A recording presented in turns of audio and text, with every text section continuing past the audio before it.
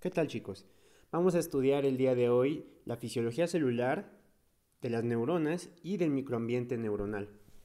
Ya habíamos platicado a lo largo del curso de fisiología celular de los diferentes fenómenos celulares que son indispensables para que el organismo lleve a cabo sus funciones eh, normales. Por lo tanto, nosotros vamos a tener que para nuestro sistema nervioso, el cual voy a abreviar como SN, nosotros nos va a interesar estudiar esos fenómenos en función de las neuronas. Las neuronas son un grupo celular especializado que se pudiera considerar desde el punto de vista funcional un tipo de célula endocrina modificada, que tiene la capacidad de transmitir señales y que está especializado para la comunicación de tipo eléctrica. Entonces, como buena parte de las últimas clases de fisiología celular, las hemos enfocado en tratar de integrar cómo la comunicación intercelular se puede dar desde el punto de vista eléctrico. Es importante que estudiemos a las neuronas como un prototipo específico y que veamos cómo muchos de estos mecanismos se pueden adaptar para la fisiología neuronal. Aquí presento un esquema de una neurona donde de inmediato resalta que la composición o la estructura morfológica de las neuronas es distinta. Primero vamos a tener nuestro soma, que el soma va a ser una porción de la neurona donde se va a concentrar una amplia cantidad de citoplasma y que va a contener el núcleo celular. Van a haber algunas extensiones de citoplasma que se conocen como dendritas.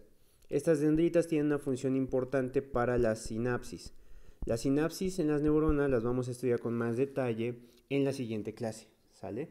También del soma se van a extender algunas otras prolongaciones citoplasmáticas.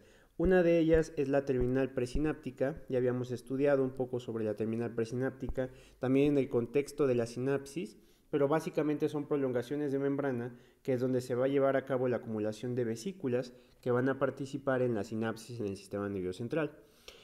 Va a existir un punto donde nuestro soma va a hacer una transición hacia el axón. A esta porción se le llama cono axónico. Y el cono axónico va a tener propiedades ya del sistema de conducción, que es propiamente el axón, pero también va a tener propiedades propias de nuestro soma neuronal. Este axón, como ya vimos, puede estar o no estar mielinizado. Esta mielina, si es en el sistema nervioso central, va a estar producida por oligodendrocitos. Si es en el sistema nervioso periférico, va a estar producida por células de Schwann. ¿Sale?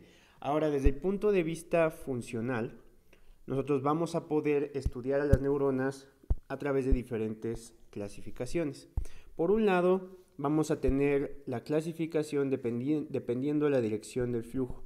Entonces, dependiendo de la dirección del flujo de información, nosotros vamos a poder clasificar a nuestras neuronas en neuronas de tipo aferente, donde generalmente vamos a tener que la información fluye desde afuera hacia el sistema nervioso.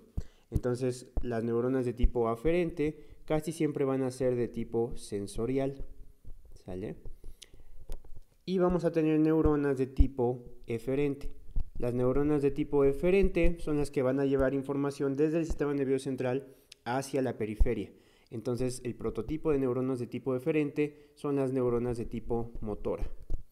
Otra forma en que nosotros vamos a poder clasificar a las neuronas tiene que ver con su distribución anatómica.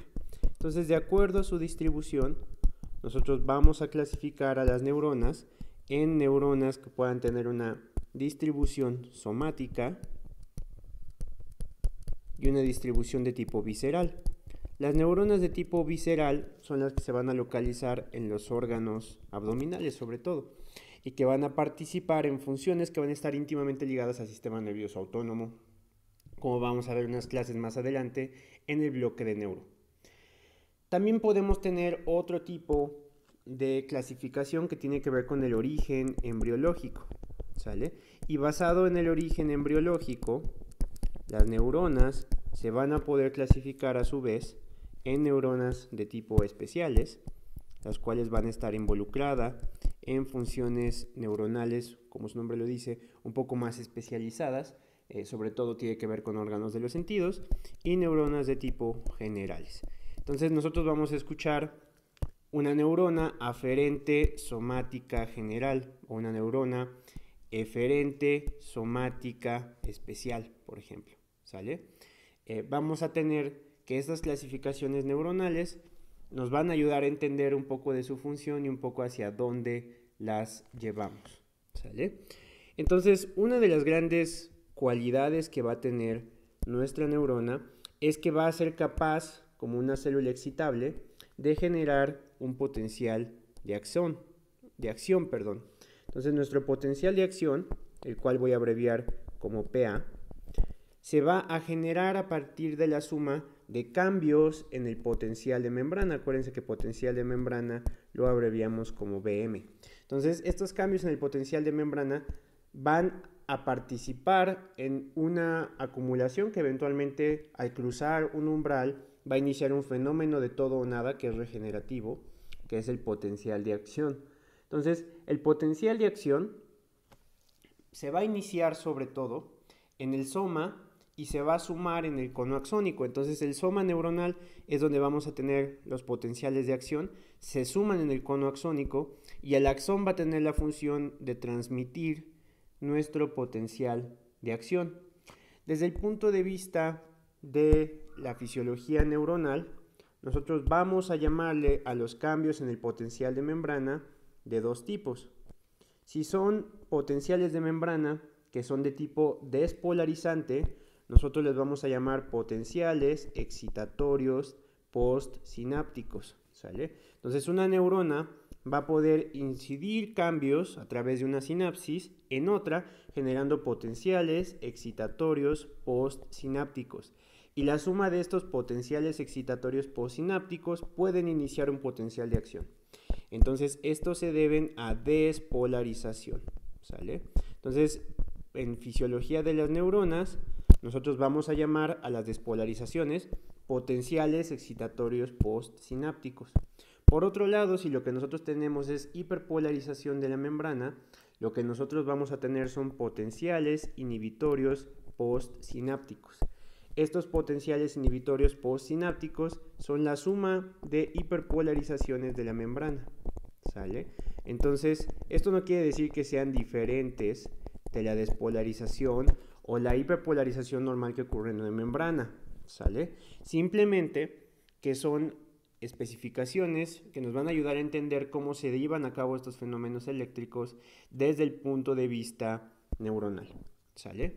Ahora, como sabemos, nuestras neuronas van a tener una función muy importante, que es precisamente estas señales eléctricas va a necesitar hacer una traducción hacia fenómenos químicos, y para ello vamos a tener que movilizar vesículas dentro de nuestra neurona.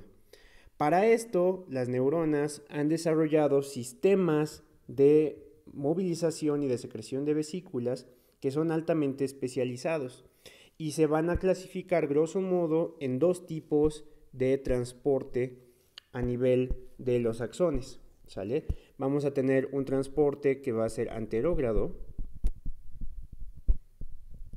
y un transporte que va a ser retrógrado. Básicamente, el transporte axonal de vesículas, que es anterógrado, va a facilitar que las vesículas se puedan movilizar desde nuestro soma hasta el terminal sináptico, que es donde se va a llevar a cabo precisamente la sinapsis. Nosotros vamos a tener dos tipos grandes de vesículas que se van a movilizar a lo largo del axón. Vamos a tener las vesículas densas. Estas vesículas densas, aquí voy a anotarlas.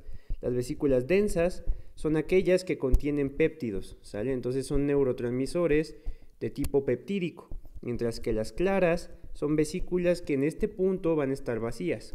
Entonces las vesículas densas y las claras se van a transportar a lo largo de nuestro axón y, por ejemplo, en el caso de las densas se van a acumular en el terminal sináptico listo para ser secretadas. Por ejemplo, neuronas liberadoras de oxitocina o neuronas liberadoras de arginina, vasopresina o ADH.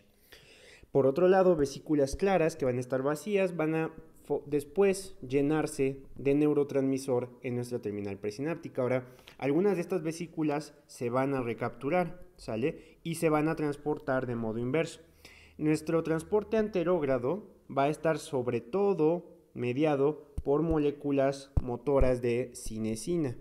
Entonces, la cinesina va a favorecer transporte axonal anterógrado, mientras que el retrógrado va a estar mediado sobre todo por la adeneína, ¿sale? Entonces nosotros vamos a tener estos movimientos que nos van a favorecer el transporte a nivel axonal y a nivel molecular. La cinesina, entonces, es la que favorece nuestro movimiento anterógrado, mientras que la adeneína, o también conocida como MAP1C, va a favorecer nuestro movimiento retrógrado, ¿sale? Y son las que van a estar involucradas en este tipo de movimiento. Ahora, también tenemos que estos anterógrados, grosso modo, se clasifican como rápidos, debido a que van a tener una velocidad de más o menos 400 milímetros al día y van a ser dependientes de ATP en ambos casos. Una está dada por cinesina y otra por dineína. Se van a trasladar sobre todo por transporte anterógrado rápido, vesículas que contienen péptidos y algunos neurotransmisores y también mitocondrias. Y en el retrógrado, sobre todo membranas vesiculares que ya están degradadas o algún material exógeno que ha sido absorbido.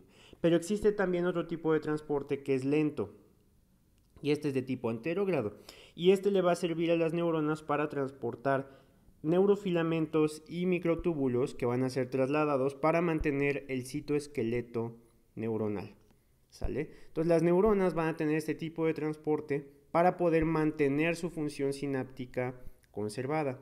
Vamos a ver que también existe otra clasificación de neuronas.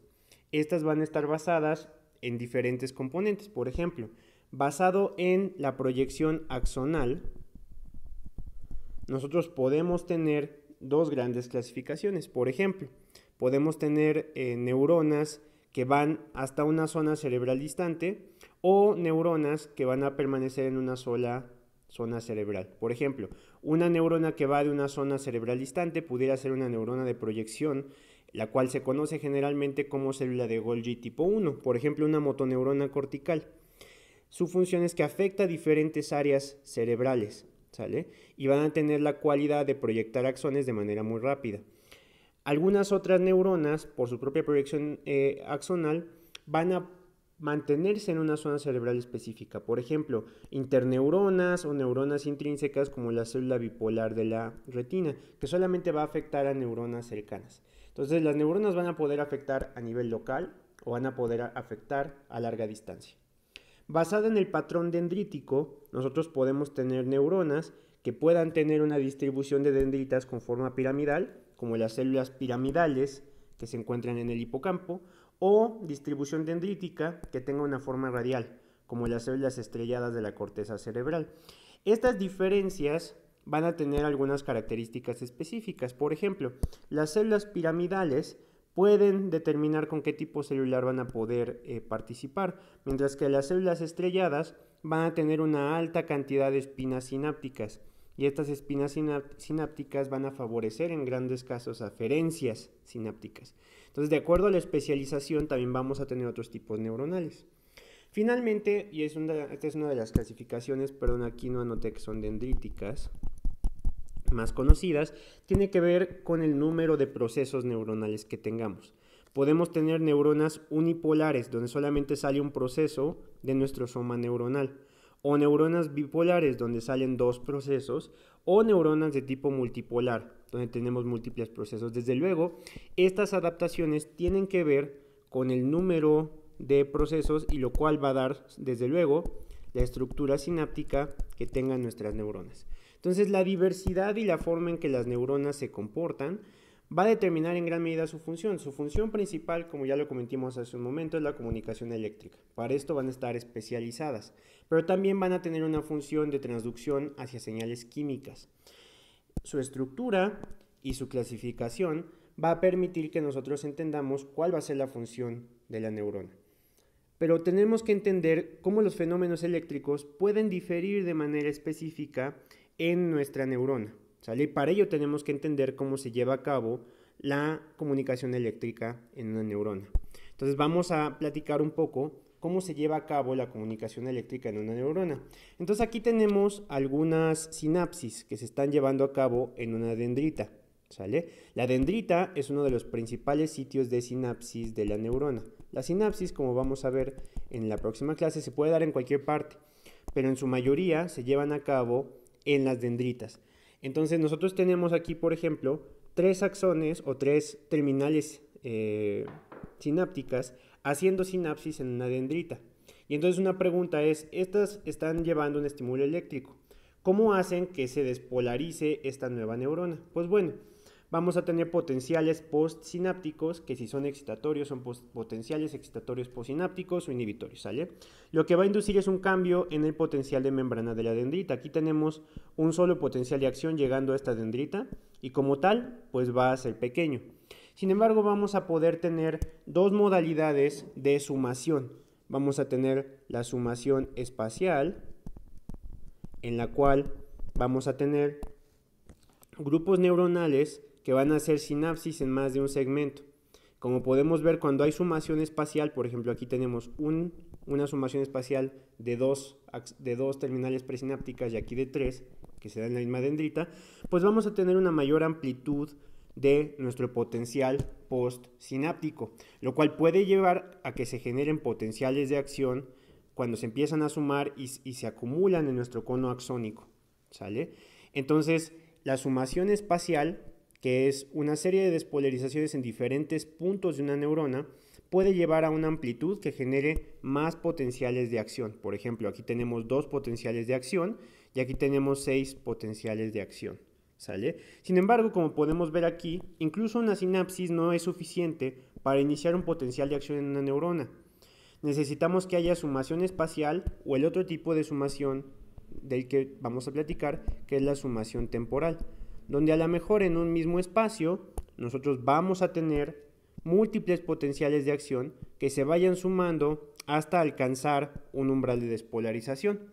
Entonces vean que vamos teniendo pasitos, ¿sale? Y estos pasitos se suman para iniciar un potencial de acción. Entonces, nuestros potenciales postsinápticos van a tener sumación.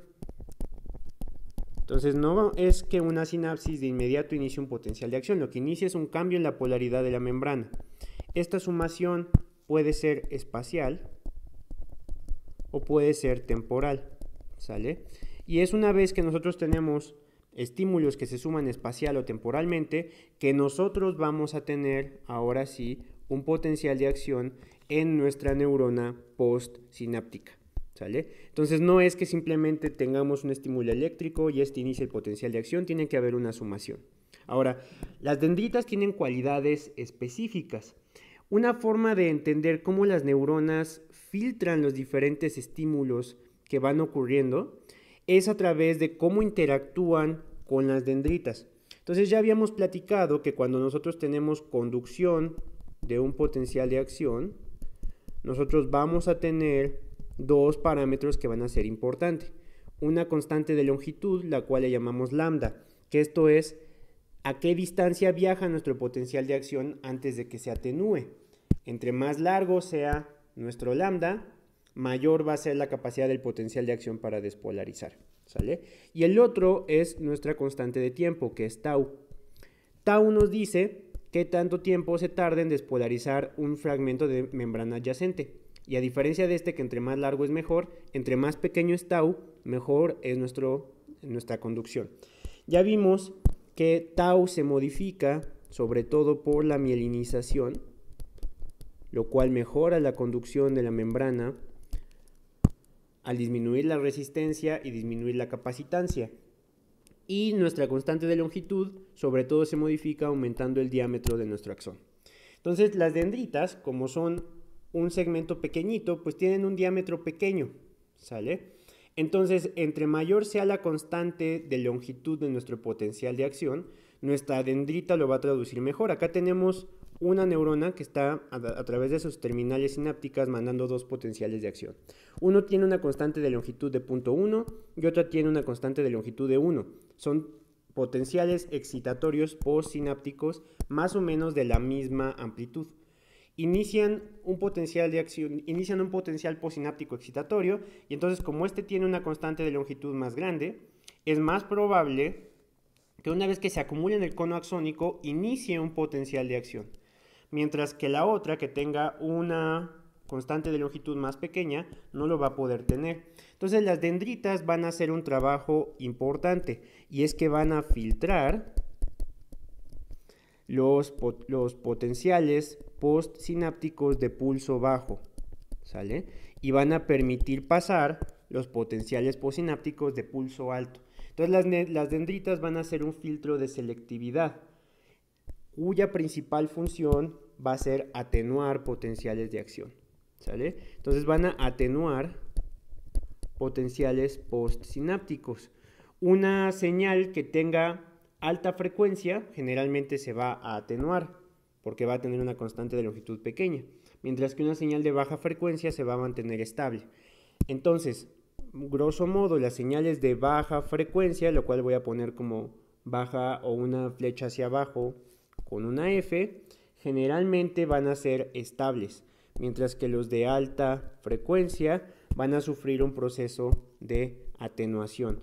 Entonces las dendritas van a atenuar pulsos de alta frecuencia cuya constante de longitud sea pequeña y que no puedan iniciar un potencial de acción. Y de esta forma las dendritas van a hacer un filtro de selectividad, van a permitir pasar pulsos con suficiente fuerza, con suficiente constante de longitud para poder iniciar un potencial de acción. Esta es una de las formas en que, por ejemplo, podemos enfocarnos en ciertos aspectos. Por ejemplo, están viendo ustedes el video y a pesar de que su visión periférica puede captar cosas alrededor de su dispositivo donde estén viendo esta clase, no necesariamente van a captar todos los datos, y esto es porque la mayoría de esos pulsos van a ser pulsos que van a tener una frecuencia atenuada, ¿sale? Y para esto se van a encargar las dendritas. Las dendritas van a generar una atenuación de este pulso, ¿sale? Entonces las dendritas nos van a servir primero como un filtro. Segundo, la tasa de disparo de una neurona también le va a dar especificidad. Entonces ya vimos que las dendritas nos van a dar especificidad por un lado, y por otro lado, la morfología de la neurona nos va a dar también cierta especificidad. Aquí tenemos tres tipos de neuronas. Una interneurona, que esta es una neurona que solamente conecta puntos dentro del sistema nervioso central, una neurona piramidal pequeña y una neurona piramidal grande. Aquí vemos, por ejemplo, que al establecer un pulso que eleva nuestro potencial de membrana, esta interneurona inhibitoria va a generar un patrón pulsátil específico. Nuestra célula piramidal pequeña también va a iniciar un patrón pulsátil que va a tener algunas otras características, ¿sale? Mientras que nuestra célula piramidal grande va a dar también algunas características que van a ser diferentes de las otras. ¿Qué es lo que hace que las interneuronas inhibitorias tengan este patrón y las piramidales este patrón y las piramidales pequeñas este patrón y las piramidales grandes ese patrón? Lo que va a dar el patrón específico de la función neuronal va a ser la acumulación de canales iónicos específicos, ¿sale? Entonces, ¿qué puede hacer, por ejemplo, que una neurona dé este patrón repetitivo? Pues este patrón repetitivo generalmente tiene que ver con que tenemos canales de sodio rápidos que están activados y los canales de potasio se activan tardíamente, ¿sale?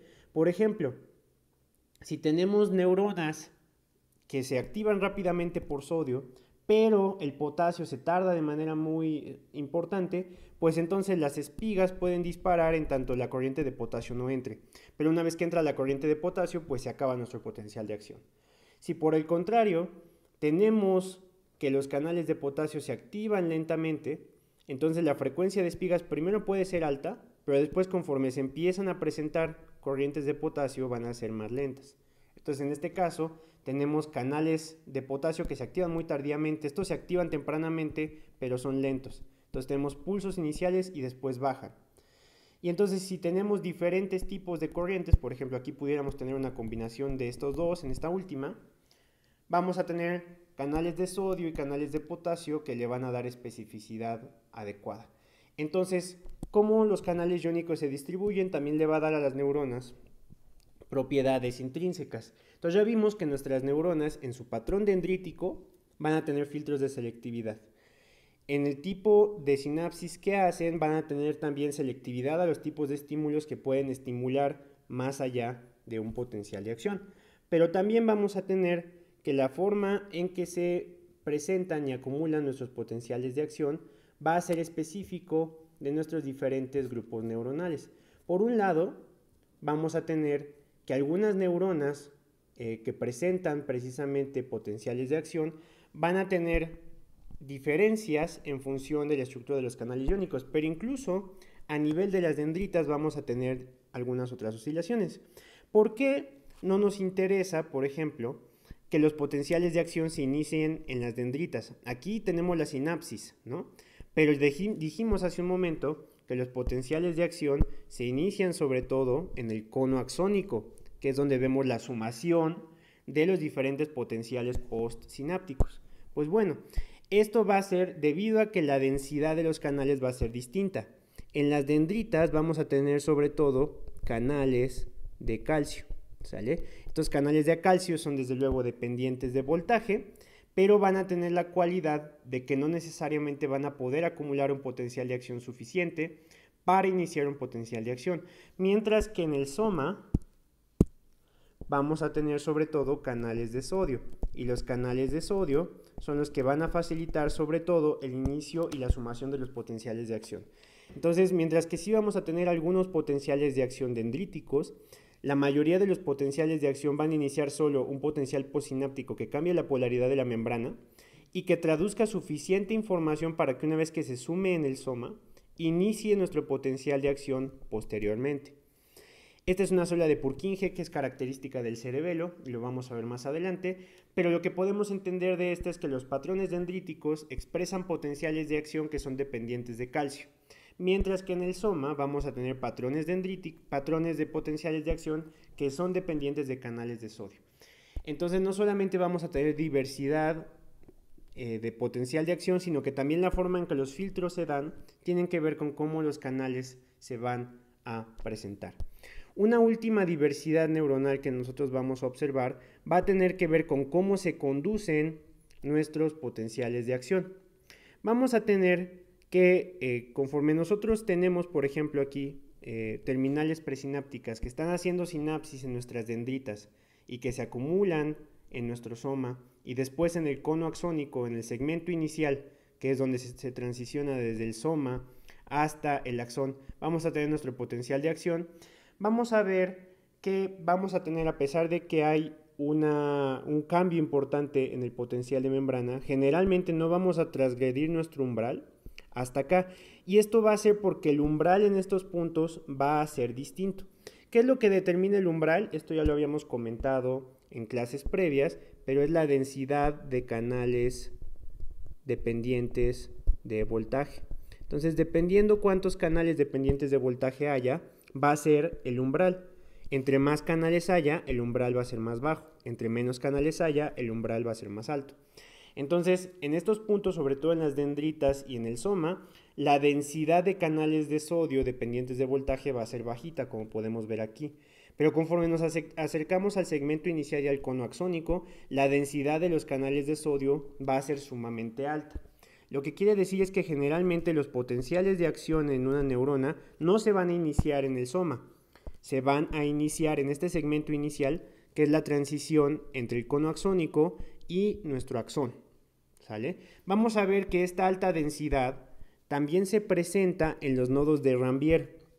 Ya habíamos platicado que en una neurona mielinizada, los nodos de Rambier van a ser lugares desnudos de membrana, que es donde se van a poder dar las conducciones saltatorias del potencial de acción. Entonces, en estos nodos de Rambier también vamos a tener una alta densidad de canales de sodio dependientes de voltaje, lo cual va a facilitar la conducción a lo largo de nuestro axón, ¿sale? Ahora, nuestros potenciales de acción, cuando hablamos de la conducción a nivel del axón, se van a dar en dos sentidos. Cuando una conducción del axón se da desde el soma hasta la terminal sináptica, se le va a llamar ortodrómica. Esto es ortodrómica, donde orto es lo correcto, acuérdense de su raíz grecolatina, y esto significa que es la conducción de corriente ortodrómica, o sea, en la dirección correcta, que es del soma hacia la terminal sináptica. Sin embargo, vamos a ver que también existe un tipo de conducción que se llama antidrómica.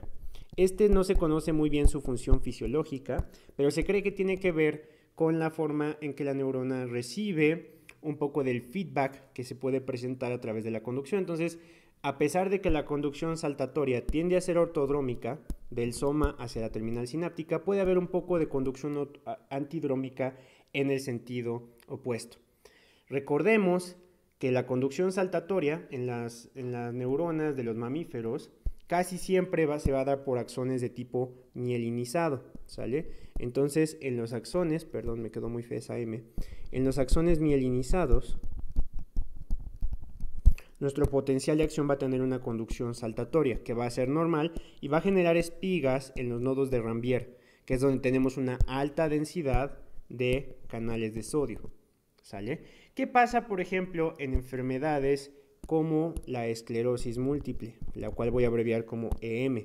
En la esclerosis múltiple se pierden nuestras vainas de mielina, como acá, y entonces van a pasar al menos 5 fenómenos importantes. Primero, como la constante de tiempo se va a modificar, va a aumentar la constante de tiempo porque vamos a perder la mielinización, que si se acuerdan, la mielinización lo que hace es que disminuye la capacitancia de membrana, o sea, la membrana no almacena carga, y disminuye la resistencia del flujo de corriente intracelular, lo cual facilita el flujo de corriente. Esto es lo que hace mi mielina. Entonces, cuando no la tengo, mi velocidad de conducción se disminuye porque aumenta mi constante de tiempo. Entonces disminuye la velocidad de conducción. La otra es que como se empiezan a perder estos puntos que no tienen una alta densidad de canales, la frecuencia de despolarización disminuye y podemos tener no solamente una velocidad de conducción disminuida, sino una menor frecuencia de potenciales de acción. Podemos también tener bloqueo total de la conducción debido a que se vuelvan disfuncionales estas porciones axónicas.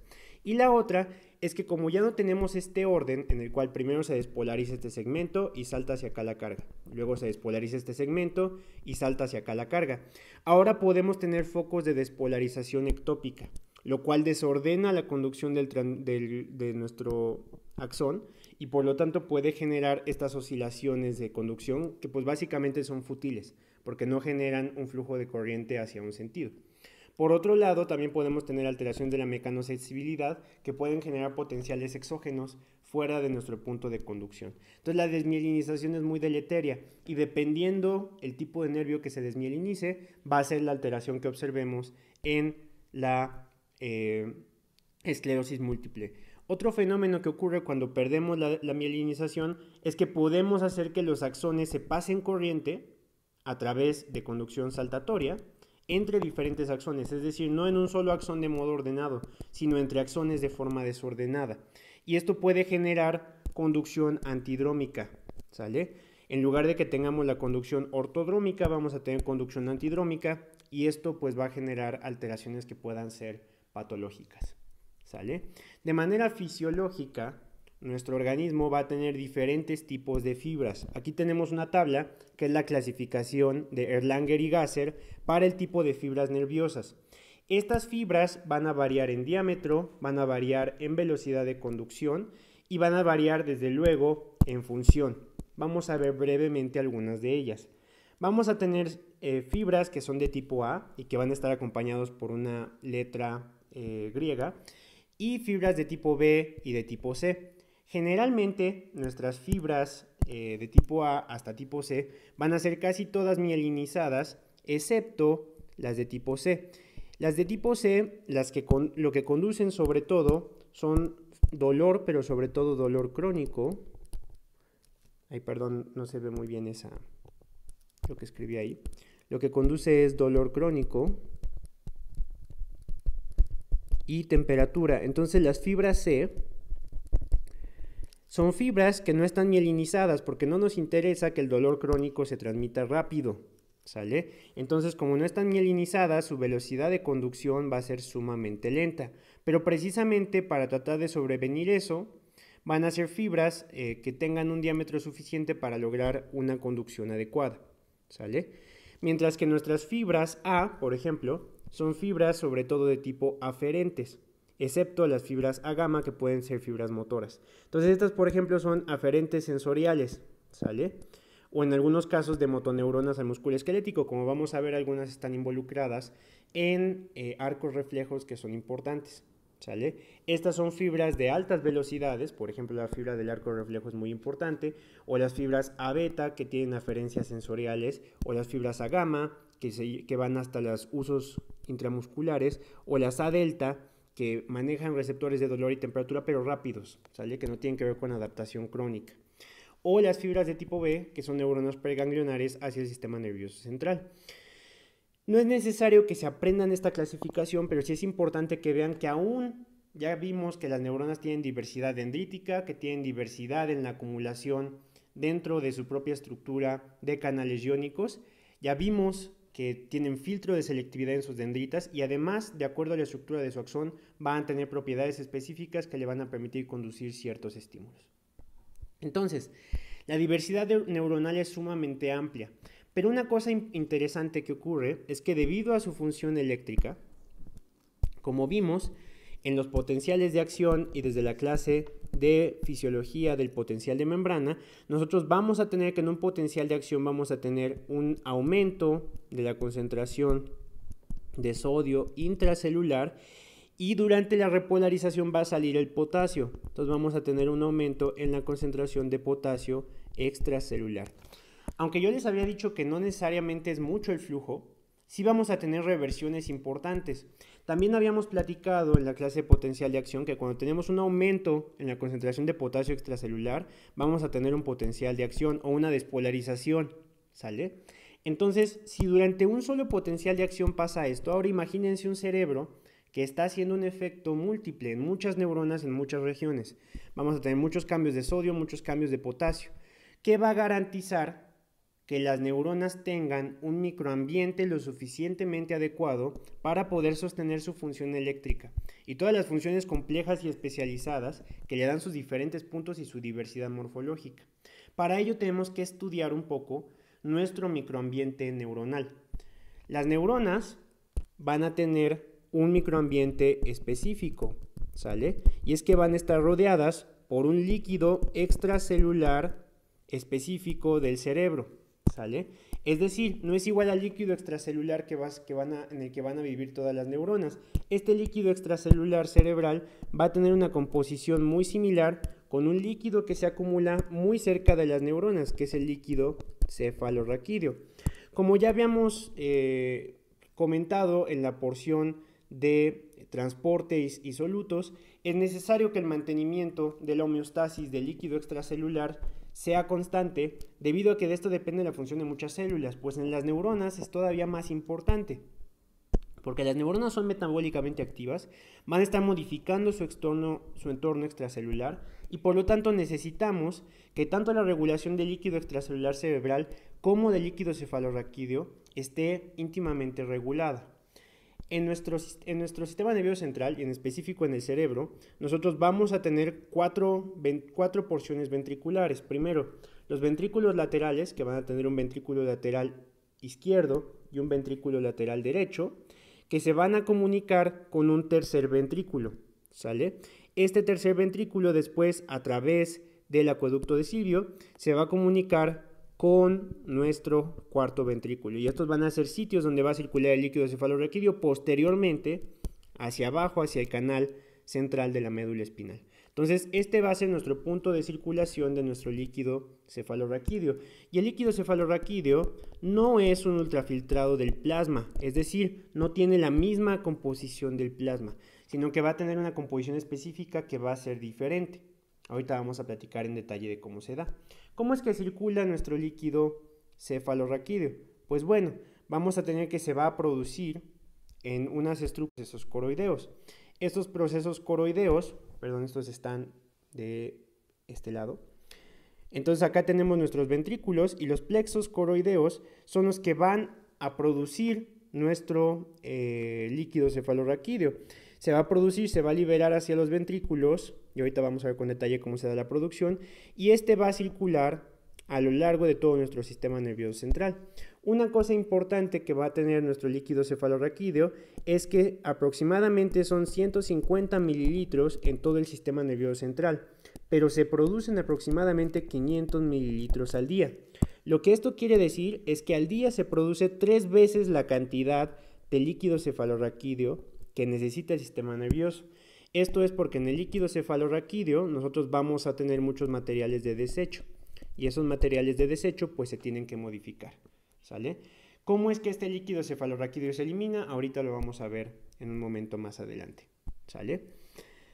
Nosotros tenemos que nuestro cerebro va a estar cubierto por las meninges. La más externa es la dura madre, posteriormente va a venir nuestra aracnoides y al final nuestra pia madre.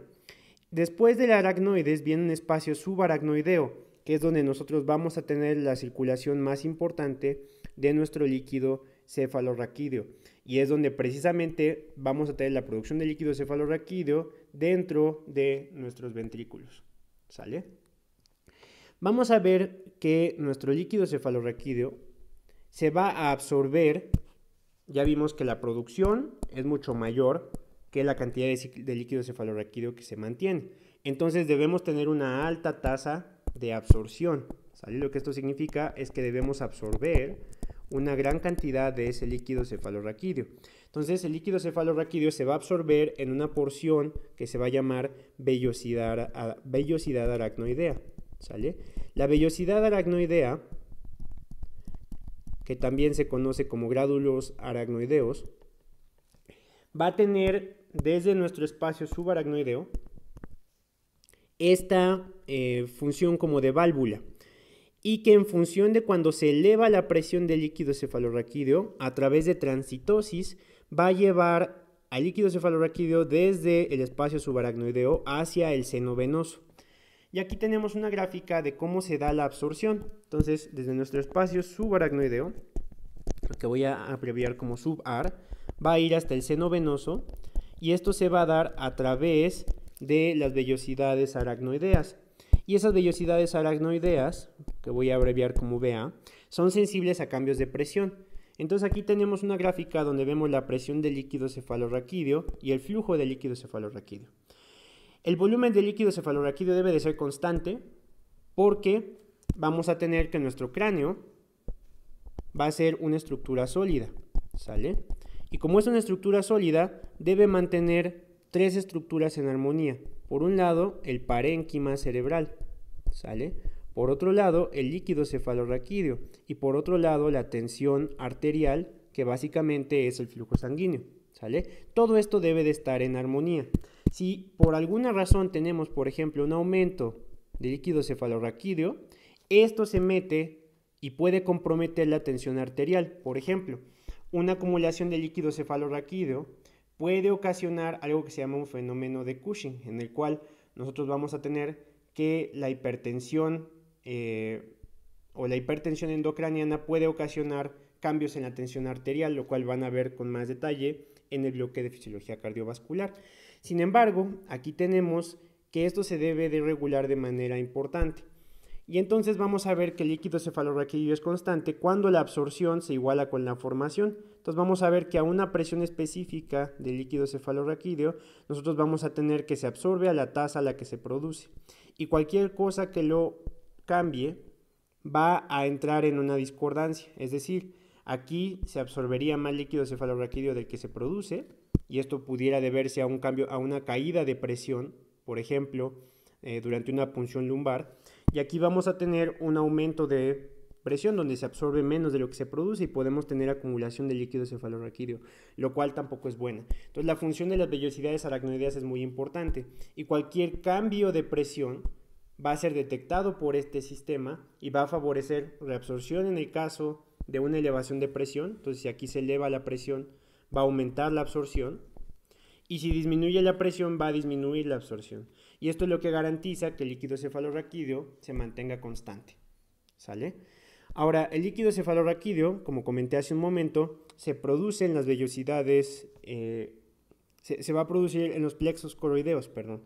Y en estos plexos coroideos son básicamente células epiteliales que van a tener diferentes transportadores, pero la función más importante va a ser garantizar que en el líquido cefalorraquídeo nosotros tengamos una concentración baja, perdón, eso quedó medio feo esta letra, la voy a volver a poner, pero en nuestro líquido cefalorraquídeo tenemos que tener una baja concentración de potasio, y esta baja concentración de potasio es para disminuir la excitabilidad neuronal. Como podemos ver en esta tabla, vamos a tener que la concentración de potasio en el líquido cefalorraquídeo va a ser más baja, al igual la concentración de sodio, aunque estas son casi iguales. La concentración de calcio va a tender también a ser más baja. La concentración de cloro va a tender a ser más alta, al igual que la de magnesio. La de fósforos y fosfatos va a tender a ser ligeramente más alta y el pH va a tender a ser ligeramente más ácido. Esto es porque, como vamos a ver en la parte de fisiología respiratoria, el líquido cefalorraquídeo y en específico el pH del líquido cefalorraquídeo va a ser un indicador que va a modular el ritmo respiratorio, ¿sale? Y que entonces esto va a ayudar a que entienda el sistema cuando necesita modificar la frecuencia respiratoria. Pero eso lo vamos a ver con más detalle en las clases de respiratorio. Y la osmolaridad pues debe de ser igual, ¿sale? La concentración de proteínas en el líquido cefalorraquídeo tiende a ser baja. Por eso, cuando aumenta la concentración de proteínas en el líquido cefalorraquídeo, esto indica una neuroinfección, ¿sale? Y entonces la evaluación del líquido cefalorraquídeo puede ser de utilidad para evaluar una infección en el sistema nervioso central, ¿sale? Entonces, como podemos ver aquí, vamos a tener diferentes sistemas que van a reabsorber el potasio, entre ellos la ATPasa de sodio-potasio y NKCC2, que van a generar un gradiente entrante de potasio. Y en general vamos a tener que el bicarbonato, el sodio y el cloro van a tender a reabsorberse hacia el líquido cefalorraquídeo, pero se van a mantener en concentraciones más o menos iguales. Básicamente, lo que tenemos que asegurar es que la concentración de potasio se mantenga baja para que no tengamos hiperexcitabilidad neuronal. Así como el líquido cefalorraquídeo tiene una función importante para mantener el microambiente neuronal, también la neuroglía va a tener un papel fundamental para regular funciones neuronales y mantener un microambiente adecuado. Lo voy a poner como MA, microambiente adecuado, ¿sale? Ahora, la neuroglía antes y tradicionalmente solo se consideraba un tejido de sostén. Hoy en día sabemos que tiene función fisiológica muy importante, ¿sale? Por ejemplo, vamos a tener células gliales como los astrocitos, los cuales van a tener una distribución en sustancia blanca y sustancia gris. Vamos a tener astrocitos fibrosos, protoplasmáticos, células gliales y de Müller, la glía de Berman y las ependimarias, que van a tener diferentes funciones que ahorita vamos a detallar. Los oligodendrocitos ya los discutimos hace un momento junto con las células de Schwann. Estas dos están involucradas en la producción de mielina, la cual, como vimos, tiene una implicación importante para la conducción nerviosa. También tenemos células microgliales que van a tener función macrofágica muy importante en el sistema nervioso, ¿sale? Una última cosa que hay que platicar antes de pasar a estudiar algunas funciones metabólicas de la neuroglía es una función específica que juega la neuroglía en formar una barrera hematoencefálica, ¿sale? La barrera hematoencefálica va a estar formada por pies astrocitarios que van a formar una barrera que va a impedir que crucen las sustancias hacia nuestros capilares. Entonces, por ejemplo, estos pies astrocitarios van a rodear una célula endotelial. Acá tenemos un capilar sistémico que no es cerebral y estos capilares sistémicos tienden a tener fenestras. Estas son ventanitas que van a permitir la salida de sustancias. Esto en el sistema nervioso no ocurre porque hay uniones estrechas. Estas uniones estrechas, que se ven aquí esquematizadas a nivel celular, impiden el paso de sustancias, ¿sale? Y entonces van a generar básicamente un hermetismo entre nuestra célula que va a aislar al líquido cefalorraquídeo de nuestra sangre, ¿sale? Entonces vamos a generar un aislante que además va a estar aislado por los pies astrocitarios. Entonces aquí tenemos una estructura de cómo se ve nuestra barrera hematoencefálica. Tenemos nuestros pies astrocitarios, tenemos nuestras células endoteliales con uniones estrechas y acá tenemos la luz del capilar cerebral. Entonces estas células van a ser selectivas para glucosa, porque el cerebro tiene una función metabólica que es casi dependiente de glucosa. De hecho, el cerebro gasta más o menos el 50% de la glucosa sistémica, se va a ir hacia el cerebro.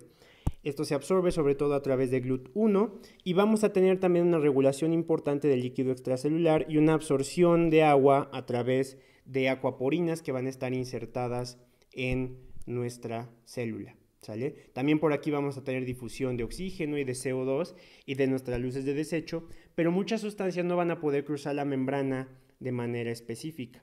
Esta barrera hematoencefálica aísla entonces al líquido cefalorraquídeo y hace que solamente según se produzca en nuestros procesos coroideos se mantenga con una producción diferente al plasma. Esto es importante para la mayoría de los órganos o la mayoría de las porciones cerebrales, excepto para los órganos circunventriculares, lo cual voy a abreviar como CB. Los órganos circunventriculares van a ser porciones cerebrales que no van a estar rodeadas de membrana.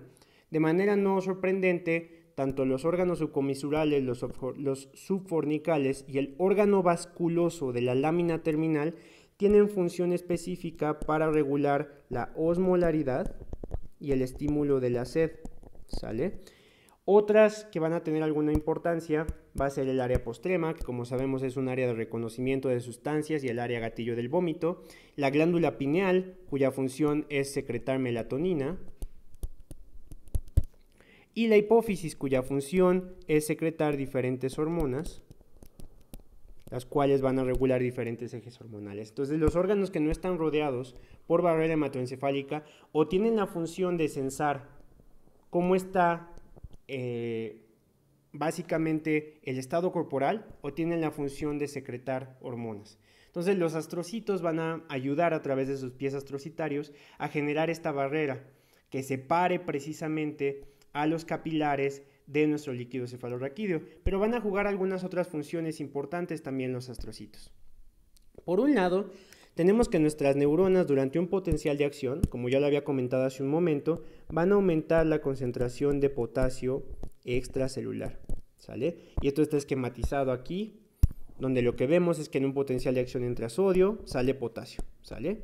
Entonces, este potasio, si se empieza a acumular, haría que esta neurona se mantenga despolarizada todo el tiempo. Entonces, una función que van a tener los astrocitos es que van a recapturar este potasio. Van a recapturar potasio a través de la sodio-potasio ATPasa y de un canal NKCC2, y esto aumenta la concentración de potasio intracelular. Esto hace que los astrocitos se despolaricen, ¿sale? De hecho, la razón por la que los astrocitos no generan potenciales de acción es porque tienen una alta densidad de canales de potasio, es decir, una membrana muy permeable a potasio, precisamente para que recapturen este potasio. Y otra cosa que hacen los astrocitos es que captan el potasio extracelular que toman las neuronas y se lo transfieren entre sí. Esto para que no se mantengan despolarizados de forma sostenida. Estas uniones comunicantes que tienen los astrocitos se dan por comunicación sincitial. Entonces, básicamente los astrocitos forman un sincitio, ¿sale? Es decir, un continuo tisular que ayuda a que se difundan las sustancias y que no se mantenga este astrocito siempre despolarizado, sino que lo pueda también pasar hacia otros puntos. Entonces, los astrocitos van a ayudar a regular el microambiente neuronal, tratando de recapturar el potasio extracelular. Otra cosa que van a hacer los astrocitos es que van a ayudar en la síntesis de neurotransmisores. Por ejemplo, aquí tenemos una terminal presináptica y una terminal postsináptica. Y entonces nuestras neuronas van a poder formar glutamina a través de glutamato, recibiendo glutamina de los astrocitos. Entonces los astrocitos, primero, además de formar o de contribuir a la formación de la barrera hematoencefálica, los astrocitos, disculpen, no sé por qué, denme un segundo. Listo, perdón. Nuestros astrocitos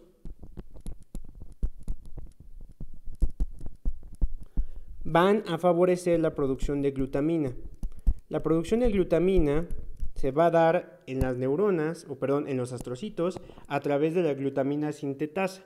Esta glutamina posteriormente va a ser enviada hacia la terminal presináptica y una enzima que se llama glutaminasa la va a transformar en glutamato. El glutamato es un neurotransmisor excitador del sistema nervioso central. Entonces, otra cosa importante que van a hacer nuestros astrocitos es que van a formar sustratos que van a ser útiles para la formación de neurotransmisores. También los astrocitos van a ayudar a la recaptura de glutamato. Una cosa que ocurre, que vamos a ver con más detalle cuando veamos neurotransmisión, es que el glutamato se va a liberar de las neuronas de manera sistemática, ¿sale? Y entonces este glutamato cuando se acumula, es decir, cuando aumenta la concentración extracelular de glutamato, las neuronas pueden sufrir daño y este daño que causa el glutamato en las neuronas se llama excitotoxicidad. Por ejemplo, en la esclerosis lateral amiotrófica ocurre una acumulación anormal de glutamato que se puede ver a que, por ejemplo, no lo recapturan los astrocitos. Esto causa excitotoxicidad y muerte neuronal. Entonces, los astrocitos tanto ayudan a la producción de glutamato, pero también lo secuestran. Una vez que termina la sinapsis, los astrocitos se encargan de recapturar el glutamato y con ello disminuyen la probabilidad de que el glutamato cause excitotoxicidad. ¿Sale? Entonces ya vimos que regulan el ambiente extracelular de potasio, regulan el ambiente extracelular de glutamato y ayudan a la síntesis de neurotransmisores. Pero también van a tener otros papeles importantes. Por ejemplo, la glucosa, si bien es importante, ya habíamos dicho que el 50% de la glucosa que tiene el organismo se produce o se absorbe o es utilizada, por el cerebro. Esto también implica que durante actividad neuronal aumentada, nuestro cerebro se puede quedar sin sustrato. Entonces los astrocitos lo que van a hacer es que van a transformar la glucosa en lactato. Entonces los astrocitos también van a favorecer la producción de lactato. De hecho, el cerebro tiene una baja cantidad de glucógeno, aunque sí tiene, y para garantizar que no se gaste todo en forma de glucosa de manera rápida, lo va a almacenar en forma de lactato. Y entonces los astrocitos van a generar lanzaderas de lactato que pasen el lactato directamente hacia nuestra neurona. A diferencia de los 32 ATPs que genera la glucosa, el lactato genera más o menos entre 24 y 26. Entonces, a pesar de que no es un sustrato tan metabólicamente efectivo, sí garantiza una fuente de ATP constante. ¿Sale? Entonces los astrocitos regulan el espacio extracelular y también van a dar mantenimiento a las neuronas a través de una lanzadera de lactato. Por si fuera poco, también los astrocitos van a regular la excitabilidad neuronal. ¿Sale? Entonces aquí tenemos, por ejemplo, un potencial de acción. Ya vimos que durante el potencial de acción mete sodio, saca potasio. Entonces aumenta el potasio del líquido extracelular cerebral después de un potencial de acción. Para que nosotros podamos tener una regulación adecuada, los astrocitos van a aumentar con este aumento de potasio extracelular el cotransporte de bicarbonato y sodio. Como están metiendo bicarbonato hacia el interior de la célula, vamos a tener una disminución de pH del líquido extracelular. Esto bloquea la recaptura de bicarbonato en las neuronas y disminuye el pH neuronal. Lo que esto hace es que disminuye la excitabilidad neuronal, ¿sale? Entonces, una cosa importante que nosotros vamos a ver es que los astrocitos van a regular el pH del líquido extracelular cerebral y al regular el pH del líquido extracelular cerebral van a regular el pH intracelular de las neuronas y con ello disminuyen la excitabilidad. De esta otra forma garantizan que aunque el potasio extracelular aumente transitoriamente, la neurona no se despolarice. Y de hecho, esto también explica por qué la hiperventilación, si ustedes recuerdan de sus clases de bioquímica, la hiperventilación induce alcalosis respiratoria. Entonces la hiperventilación aumenta el pH del líquido extracelular cerebral. Esto puede ocasionar convulsiones. Entonces la hiperventilación puede ser una forma en que se inicien convulsiones. Otra cosa es que también a través de modificaciones del pH es como nosotros vamos a lograr que las neuronas mantengan un umbral que a pesar de que estemos teniendo una alta tasa de despolarización, no inicien nuevos potenciales de acción. Una última cosa que hay que comentar es que este líquido extracelular cerebral se va a modificar en algunos aspectos. Por ejemplo, durante el sueño, el líquido extracelular cerebral va a aumentar, ¿sale? Esto es porque la cantidad de líquido en nuestras neuronas va a disminuir. Sin embargo, durante la actividad neurológica intensa, por ejemplo, al momento de pensar intensamente, el líquido extracelular cerebral va a disminuir y se van a hinchar las neuronas, ¿sale? Ahora, no quiero que ustedes confundan este cambio de líquido extracelular cerebral que produce cambios en el líquido intraneuronal y los cambios en el líquido intraneuronal se dan de manera normal durante un potencial de acción, por ejemplo, con el edema cerebral. El edema cerebral se puede dar, sí, desde luego, a nivel de las neuronas, pero sobre todo se va a dar a nivel de los astrocitos. Entonces los astrocitos van a sufrir una acumulación de líquido que después se puede pasar hacia las neuronas, ¿sale? Esto se debe a que los pies astrocitarios son altamente permeables al agua. Entonces, cuando nosotros decimos que tenemos edema cerebral, no es que esté aumentando nuestro líquido cefalorraquídeo, sino que estamos teniendo una traslocación de líquido desde el espacio vascular hacia el espacio cerebral. Y esto va a modificar la permeabilidad cerebral. ¿Por qué el edema es tan problemático? Pues bueno, habíamos comentado que nuestro cráneo es una estructura sólida y debe mantener el parénquima, el líquido cefalorraquídeo y la tensión arterial, pues básicamente a una presión constante.